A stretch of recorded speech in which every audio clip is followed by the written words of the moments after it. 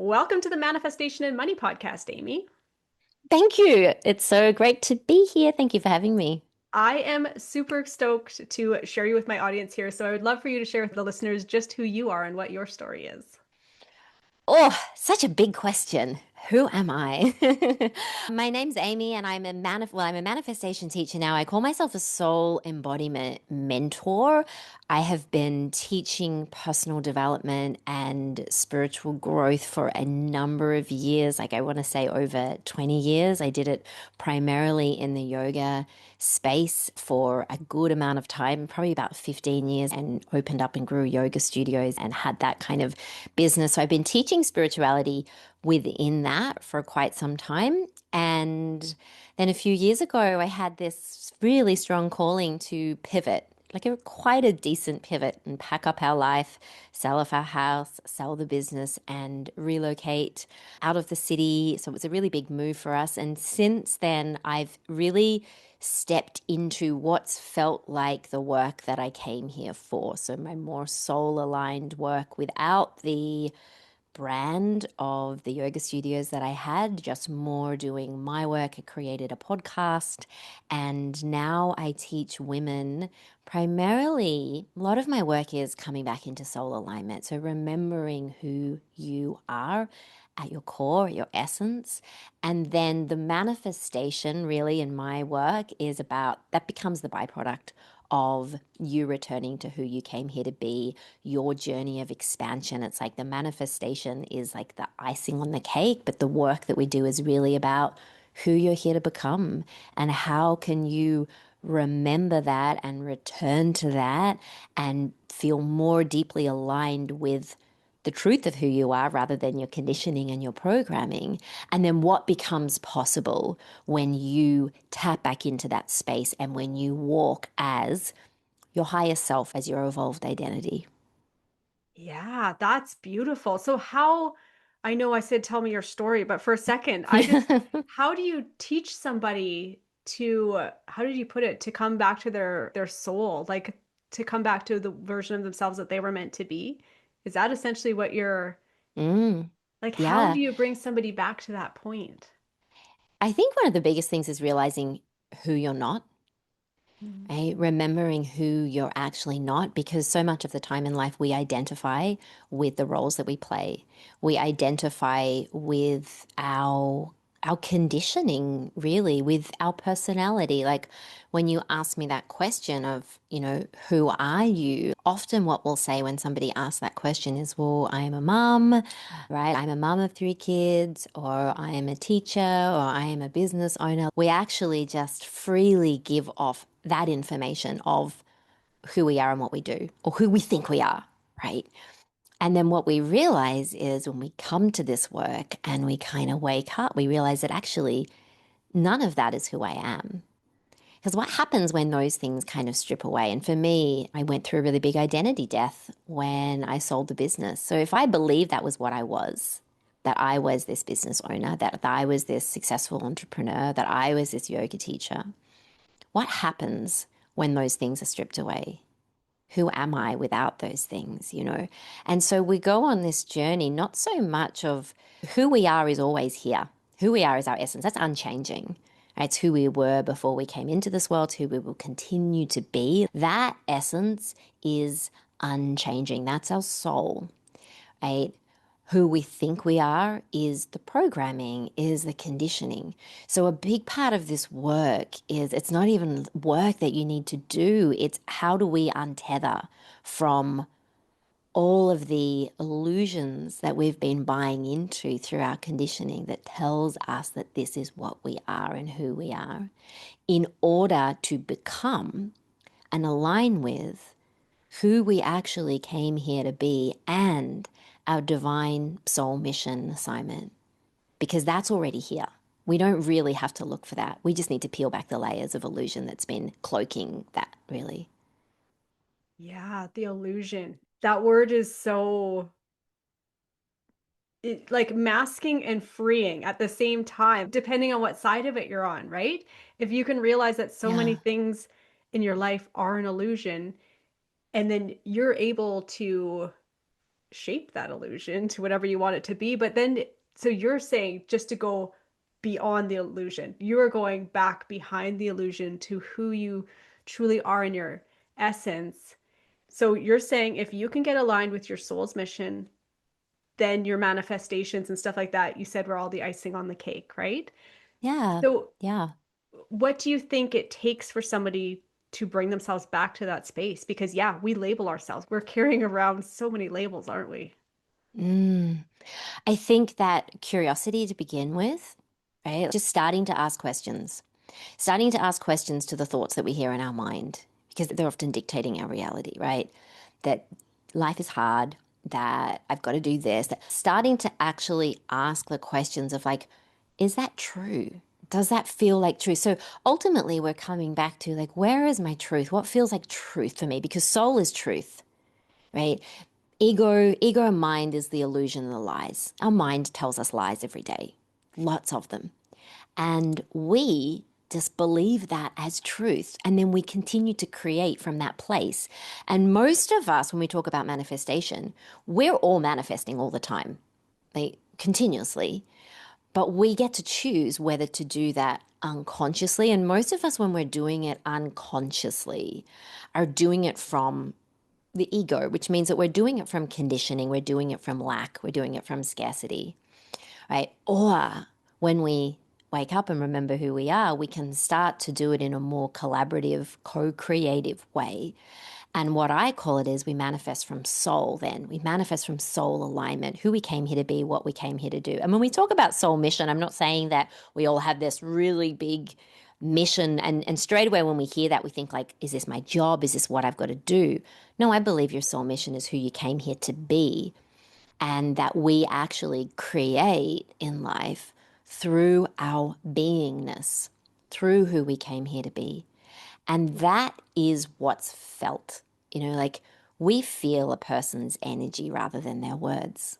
We feel them, we know. We are so tapped in, even in our humanness, like we're a soul before we're a human. So we are so innately tapped into what feels right and feels like truth when we allow ourselves to move out of the mind and the conditioning into our embodiment, into soul alignment. So yeah, it's a big piece of the work that I do. And I believe then that manifestation becomes so much more effortless when we're coming from that soul aligned place.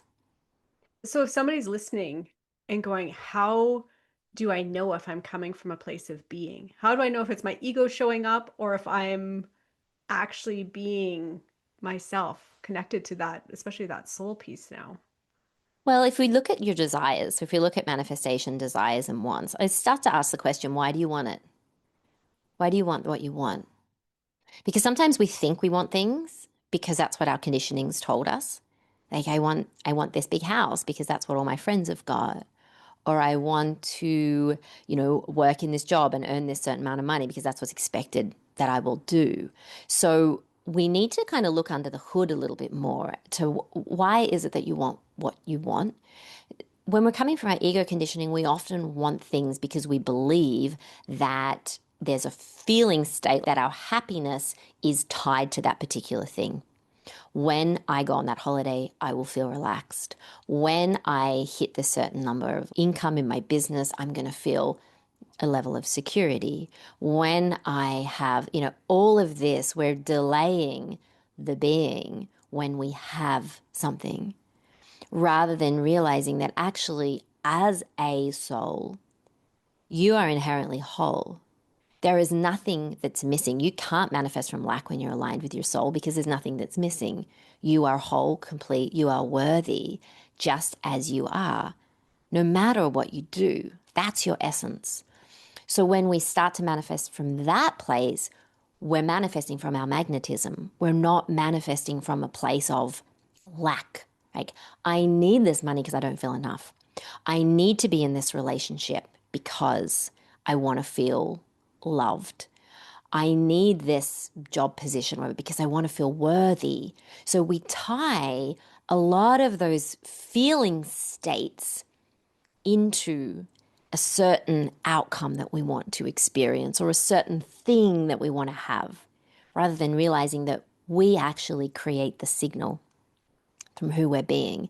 So if we can start to tap into those states that are alive within us already, you're already whole, you're already worthy, you've already got unlimited joy. Abundance is an inside job, it's not out there. So how do we come back into remembering that? We have to remember who we are. And when we remember who we are, we know who we're not. So I know that's kind of looping back into that same conversation. And maybe what the deeper question that you're asking is like, how do we start to establish that relationship? There's curiosity, there's asking to connect with having that intention. Like I always say, have that intention first thing in the morning, even before you open your eyes, before the world tells you who you need to be, before you start being run by your conditioning from the day before.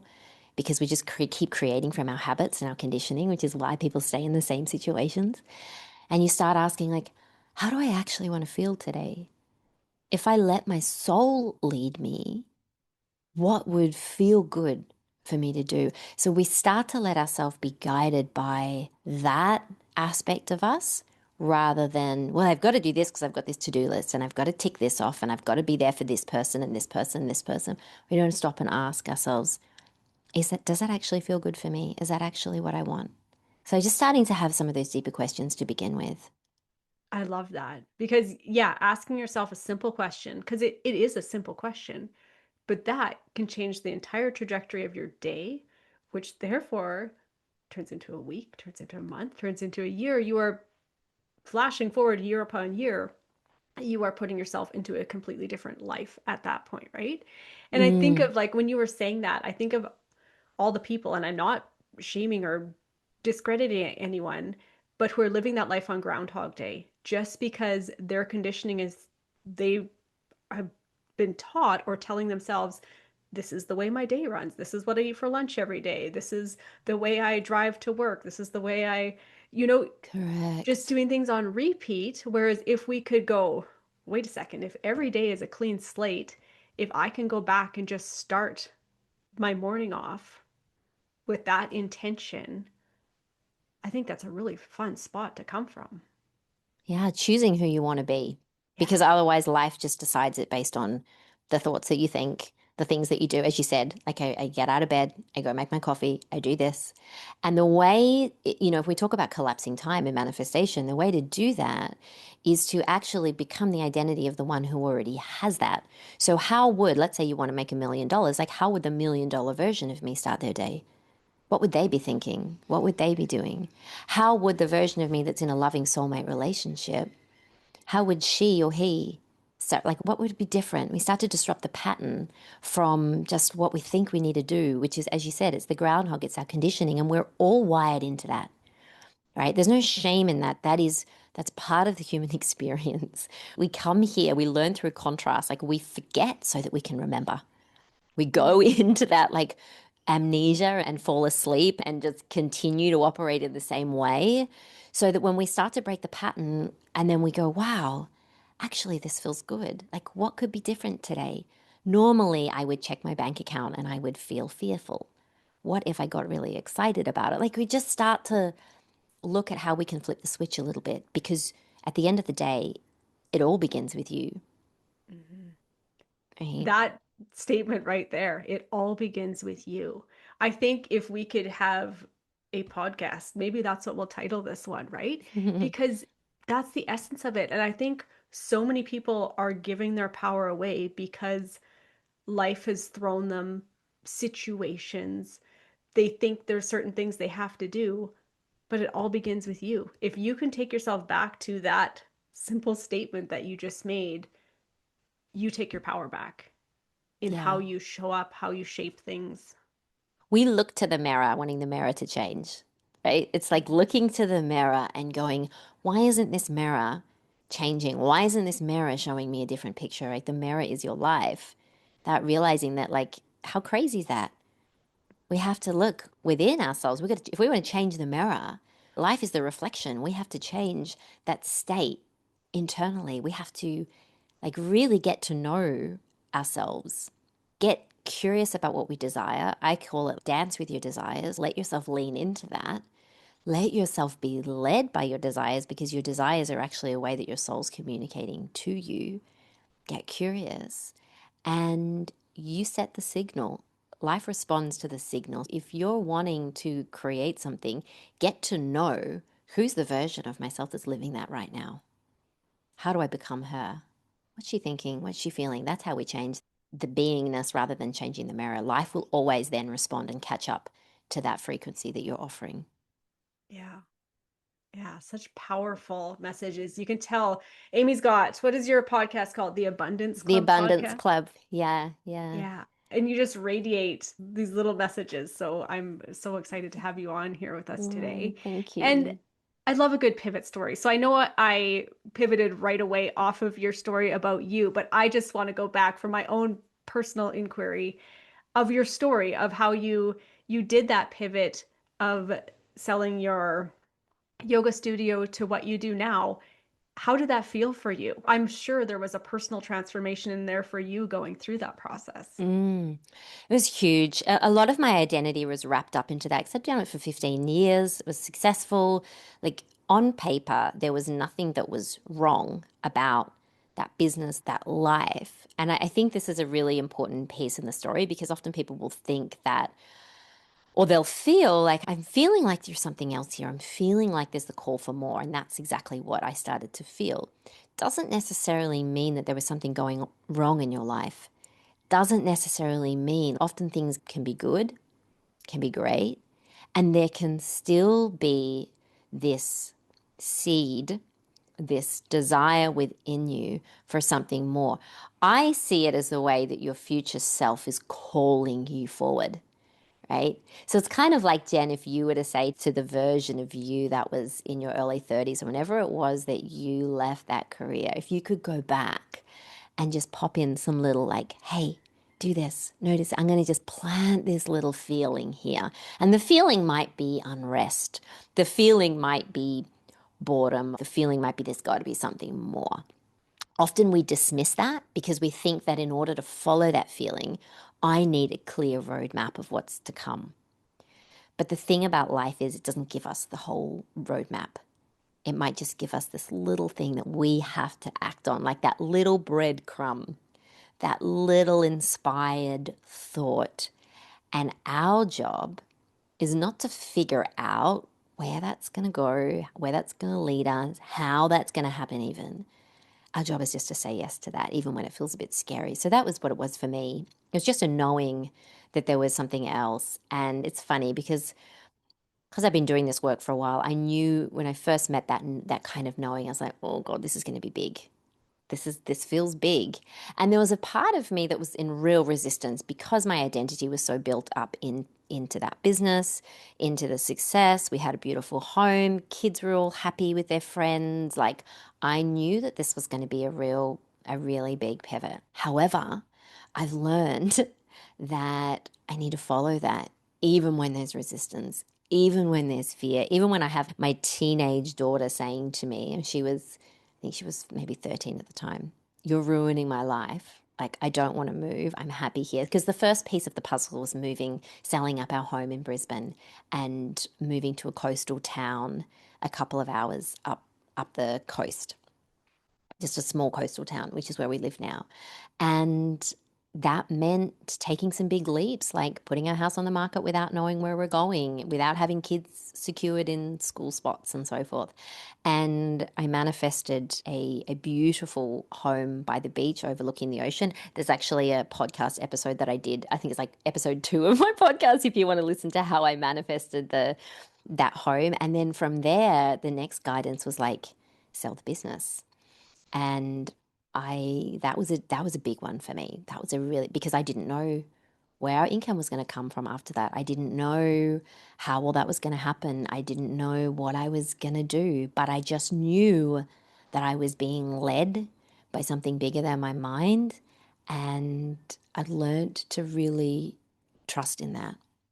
So we manifested after a while. It wasn't easy, but we manifested a business sale for the exact amount, first offer, the exact amount that I had put out there, and I was given in meditation the name of the person who was gonna buy it. And so, When we work in this way, our soul communicates with us, our guides communicate to us when we're open to this. And I couldn't imagine creating things in my life, like leading business, manifestation, without that aspect of like, without working with my intuition, Mhm. without tapping into, what I call our soul power.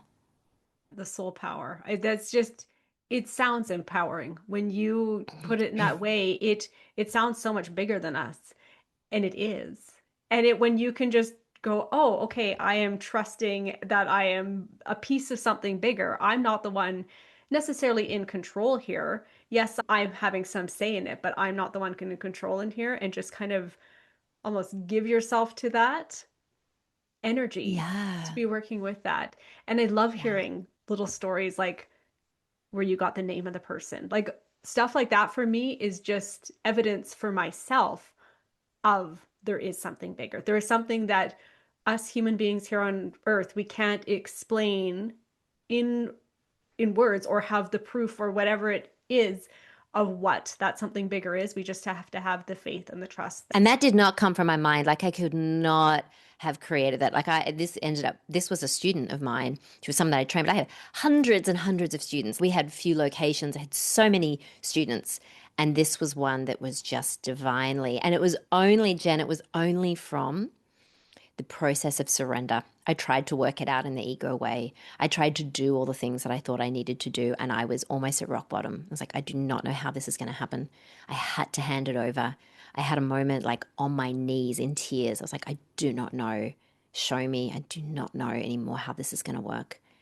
And then it was then in that moment when I really let go. There's that little ego death in that moment. The ego is like, I can't work this out. It's not meant to. That I surrendered, that's when the name dropped in. Amazing. Mm, I always love to hear a good pivot story for thank you for sharing that. That's yeah. lovely. And I would love for you to share where listeners can reach out to you. I know they can find you on the Abundance Club podcast, but where can they find you and carry on this conversation with you? Yeah, well, the abundant, like the podcast is great. You can go and if you're into manifestation and soul alignment and spirituality, all the woo, you can go and binge those episodes. I'm also on Instagram, amy.wilkinson underscore, and amywilkinson.io is my website as well. I run a 3-month training in soul power, which is what we do. We meet every week. It's a live program to tap you back into your soul, your intuition, so that you can move and create from that soul aligned way. So, yeah, that's Awesome. what I do. And I'd love to hear from you. Feel free to reach out if you have any questions or comments. I always love hearing from people. I will Thank you so link that much, all in Jen. the show notes for people to contact with you. And yeah, thank you so much for joining me and having this conversation. And Amy and I have been having a little bit of fun here. I'm going to be on her podcast and her on here. So I can't wait to get these out to the listeners. So cool. Thank you. Thank you.